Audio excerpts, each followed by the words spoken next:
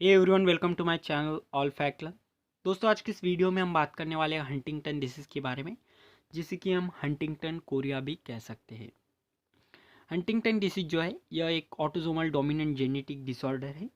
अब इसे Huntington Korea क्यों कहा जाता है? जॉर्ज हंटिंगटन नामक साइंटिस्ट ने इसे 1872 में खोजा था। और कोरिया यानी कि क्या होता है? डांस लाइक, जो कि एक ग्रीक वर्ड है। डांस लाइक क्यों? क्योंकि जब किसी आदमी को यह डिसीज़ हो जाता है तो उसके बॉडी की जो मूवमेंट रहती है वो कैसी रहती है? छोटे बच्चों जैसी वो हरकत करने लगता है, यानी कि खुद के ब्रेन पे उसका कुछ भी कंट्रोल नहीं रहता। ब्रेन अपने ही तरीके से उसका चलता है, कभी कौन सी हरकत कर देगा पता ही नहीं। इसीलिए इसे हंटिंगटन कोरिया कहा जाता है। हंटिंगटन एक साइंटिस्ट का नाम है, कोरिया यानी कि डांस लाइक मूवमेंट। उसकी जो मूवमेंट रहती है बॉडी की, वो अजीब ही रहती है। अब ऐसा क्यों होता है?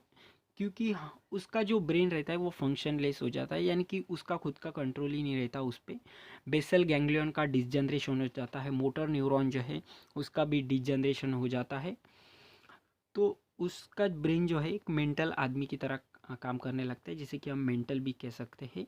लेकिन यह एक जेनेटिक डिसऑर्डर है, जो कि बेसल गैंग्लियन का डिसजनरेशन होने की वजह से, यह है बेसल गैंग्लियन हमारे ब्रेन का, इसका डिसजनरेशन होने की वजह से यह डिसीज़ होता है। और उसके बाद में उसके इमोशन, इंटेलिजेंट एंड उसके मूवमेंट पे जो है उसका कोई भी कंट्रोल नहीं रहता। उसका ब्रेन अपने सिरे से चलता है, छोटी बच्ची की तरह। अब यह जो डिसीज़ है आमतौर पे 35 टू 45 की एज में हमें देखने को मिलता है। 35 टू 45 एज जो है, इस एज में मैन जो है काफ़ी मैच्योर हो चुका होता है। फिर भी उसकी जो हरकत रहती है वो बच्चे जैसी ही रहती है, क्योंकि उसके ब्रेन पे उसका कोई कंट्रोल नहीं रहता। चिल्ड्रन में है बहुत कम देखने को मिलता है, 10% चिल्ड्रन में ही यह डिसीज़ देखने को मिलता है। और मेन और वुमेन में यह इक्वली देखने को मिलता है। ऐसा नहीं कि मेन में यह ज़्यादा देखने को मिलता है या वुमन में कम देखने को मिलता है। मेन और वुमेन में यह इक्वली ही देखने को मिलता है। इस पर कोई भी तरह की फ़िलहाल तो प्रॉपर ड्रग थेरेपी अवेलेबल नहीं है। वर्ल्ड वाइड में टोटली हंटिंगटन डिसीज जो है 10,000 केस के पीछे हमें 5 से 10 केसेस देखने को मिलते हैं, यानी कि 10,000% जो है उसके पीछे हमें 5 से 10 केसेस देखने को मिलते हैं हंटिंगटन कोरिया की। नेक्स्ट है डिजनरेशन ऑफ बेसल गैंग्लियन। ये है नॉर्मल आदमी की बेसल गैंग्लियन और ये है हंटिंगटन पेशेंट की बेसल गैंग्लियन। जैसे कि आप देख रहे हैं, ब्रेन का भी स्ट्रक्चर जो है हंटिंगटन पेशेंट के काफ़ी श्रिंक हो चुका है ब्रेन। और ये जो कैविटी है बीच में की बेसल गैंग्लियन की, ये जो कैविटी है वो भी काफ़ी क्या हो चुकी है, बढ़ चुकी है नॉर्मल आदमी के कंपैरिजन में। नॉर्मल में जो है आप स्ट्रक्चर जो है प्रॉपरली देख रहे हैं, लेकिन इसमें जो है कैविटी भी काफ़ी बढ़ चुकी है और बेसल गैंग्लियन का भी डिजनरेशन हो चुका है कम्प्लीटली। ये है सीटी स्कैन किया हुआ ब्रेन, ये है हेल्दी ब्रेन और ये है हंटिंगटन पेशेंट का ब्रेन। अब यहाँ पर जो है जो श्रिंक हो चुका है कम्प्लीटली, हंटिंगटन पेशेंट का जो ब्रेन है वो काफ़ी श्रिंक हो चुका है। और ये जो कैविटी है स्ट्रेटम की, ये भी काफ़ी बड़ी हो चुकी है नॉर्मल पेशेंट के कंपैरिजन में। कॉर्टेक्स में भी काफ़ी आपको कैविटी दिख रही है।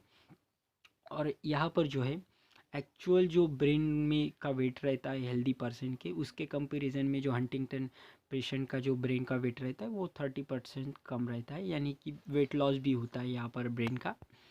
नेक्स्टली हम बात करने वाले हैं how to inherited from parents to offspring. Parents से ऑफस्प्रिंग में यह कैसे जाता है और कौन सा वो फैक्टर है जो कि इस डिसीज़ को होने के लिए रिस्पॉन्सिबल है? तो वो है क्रोमोजोम नंबर 4। क्रोमोजोम नंबर 4 में IT15 नामक जीन होता है, जिसमें म्यूटेशन आ जाता है। तो म्यूटेशन आने की वजह से IT50 जीन में यहाँ पर जो है हंटिंगटन प्रोटीन सिंथेसाइज होता है। तो हंटिंगटन प्रोटीन जो है यह एक एबनॉर्मल प्रोटीन है, जो कि 1815 की जीन म्यूटेशन की वजह से होता है क्रोमोसोम नंबर 4 में। तो इसी की वजह से जो है बेसल गैंग्लियन जो है अपना डिजनरेशन कर देता है, यानी कि वो फंक्शनलेस हो जाता है। हमारे ब्रेन पे भी हमारा कोई भी कंट्रोल नहीं रहता जब यह डिसीज़ हो जाता है। तो यही प्रोटीन इसके लिए रिस्पॉन्सिबल है हंटिंगटन डिसीज़ होने के लिए। तो अब नेक्स्टली हम बात करने वाले हैं पेरेंट्स ऑफस्प्रिंग में कैसे यह उतरता है। यह जो है एक ऑटोसोमल डोमिनेंट डिसऑर्डर है। जैसे कि यहाँ पर जो है यह जो पेरेंट्स है, यानी कि फादर जो है यह हंटिंगटन वाले हैं और मदर जो है नॉर्मल है। तो यहाँ पर चांसेस कैसे बनते हैं? 50-50 के चांसेस बनते हैं। 50% जो ऑफस्प्रिंग आएंगे वो नॉर्मल आएंगे और 50% जो आने वाले हैं वो कैसे आएंगे? हंटिंगटन डिसीज़ को लेके आएंगे। 50-50 की प्रोजेनी पॉसिबिलिटी हमें यहाँ पर देखने को मिलती है। तो नेक्स्ट हम बात करते हैं सिम्टम्स के बारे में। सिम्टम्स जो है आमतौर पे यह जो हरकतें हैं 45 की उम्र में हमें जो बच्चों जैसी हरकतें वो देखने को मिलती है पेशेंट्स में। उसके ब्रेन पे कंट्रोल नहीं रहता, उसी के साथ साथ उसकी जो बॉडी है यानी कि हेड है, फेस है, आर्म्स है, लेग्स है, अपर बॉडी है, उसकी मूवमेंट पे भी उसका कंट्रोल नहीं रहता, यानी कि अनकंट्रोलेबल मूवमेंट होती है। जो मूवमेंट है उसके हाथ और पैर की, उस पर उसका खुद भी कंट्रोल नहीं रहता, हाथ उधर जाएंगे इधर जाएंगे चालू ही रहता है उसका। Decline the reasoning and thinking skill, सोचने की भी उसमें ताकत नहीं रहती है, यानी कि वो खुद के मन से कुछ सोच भी नहीं सकता, क्योंकि उसके ब्रेन ने काफ़ी अपना फंक्शन क्या कर दिया, लॉस कर दिया है।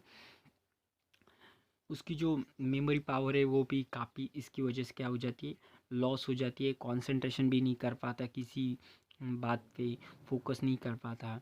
अगर हम कहते हैं कि कोई डिसीजन लेना हो तो डिसीजन लेने की भी एबिलिटी नहीं होती है उसमें, क्योंकि उसके ब्रेन पे उसका काफ़ी मतलब कंट्रोल ही चला जाता है। नेक्स्ट हम बात करते हैं ट्रीटमेंट के बारे में। ट्रीटमेंट के बारे में अगर हम बात करें तो यहाँ पर जो है अभी तक के प्रॉपरली जो कोई ड्रग थेरेपी अवेलेबल नहीं है जो कि 100% इस डिसीज़ पर असर कर सके ऐसी। इसे कंट्रोल करने के लिए अलग अलग तरह की जो मेडिसिन यूज़ की जाती है, जैसे कि कुछ मेडिसिन जो है इसकी जो अनकंट्रोल हरकतें है यानी कि जो एबनॉर्मल हरकतें यह करता है उस हरकतों का कंट्रोल करने के लिए कुछ एंटी साइकोटिक एजेंट्स जो है जैसे कि हेलोपेरिडोल और बेंजोडाइफाइंस ये जो है दी जाती है, जिसकी वजह से इसकी जो हरकतें हैं वो कंट्रोल की जाती है। कुछ एंटी पार्किंसंस एजेंट रहते हैं जिसकी वजह से इसकी जो मसल ट्रिपनेस है और रिजिडिटी है उसको भी रिड्यूस किया जा सकता है। इसी की तरह इस पर ट्रीटमेंट किया जाता है। तो दोस्तों यह रहा complete Huntington disease. Huntington disease क्यों होता है, क्योंकि यहाँ पर जो है बेसल गैंग्लियन का कम्प्लीटली डिजनरेशन हो जाता है। क्रोमोसोम नंबर 4 में जो 18-15 जीन है उसमें क्या आ जाता है, म्यूटेशन आ जाता है, वहाँ पर हंटिंगटन प्रोटीन नामक प्रोटीन जो है सिंथेसिस होता है, जिसकी वजह से यह डिसीज़ जो है ह्यूमन को होता है। तो उम्मीद करता हूँ दोस्तों सिम्टम्स क्या है, कैसे यह पेरेंट्स ऑफस्प्रिंग में जाता है और इस ब्रेन का स्ट्रक्चर भी आप समझ गए होंगे। ऐसी कई वीडियो देखने के लिए वीडियो को लाइक और चैनल को सब्सक्राइब कर दे। धन्यवाद।